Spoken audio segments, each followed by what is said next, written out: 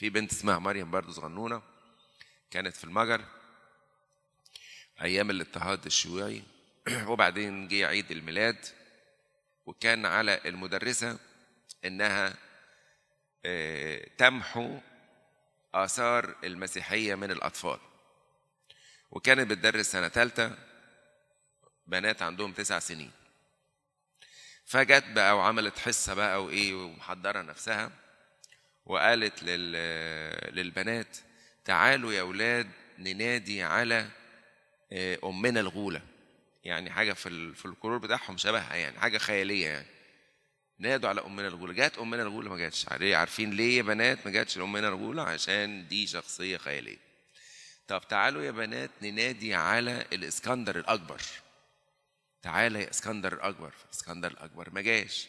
عارفين يا بنات ليه؟ عشانه شخصية تاريخية مش موجود دلوقتي. طيب بمناسبة بقى الكريسماس تعالوا ننادي على الطفل يسوع.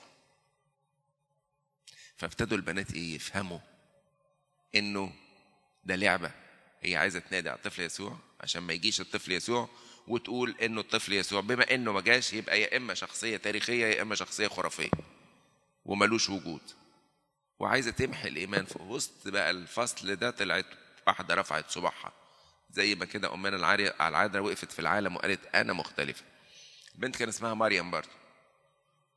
البنت فهمت ووشها أحمر وزعلت على المسيح اللي هيتهزق، وراحت واقفة في وسط الفصل وبصوت عالي قالت أمين تعالى أيها الطفل يسوع. وقالتها بقوة خلت بقية البنات اللي في الفصل يقولوا معاها أمين تعالى أيها الطفل يسوع، وقعدوا يرددوا العبارة دي بقوة. هزت المدرسة وفوجئوا إنه، وهي طبعا المدرسة واقفة على السبورة وراها وعمالة تضحك بتستهزأ بيهم وبإيمانهم. وفجأة وهم بقى في الهيصة دي هم عمالين يقولوا تعالى أيها الطفل يسوع وهي عمالة تضحك عليهم، فوجئوا إن الباب بيتفتح ومفيش حد بيفتحه، ودخل من الباب زي بخار كده زي دخان، دخل كده زي سحاب ودخل جوه الفصل. وبعدين ابتدى يتكثف يتكثف يتكثف لغاية ما عمل كورة كبيرة قد كده، هم كلهم بيتفرجوا.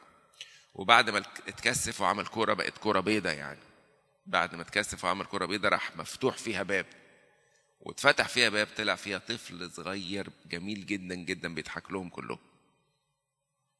الست وقعت والرؤية خلصت والكرة طلعت بره الأوضة والدنيا اتخذت اختلفت. ليه؟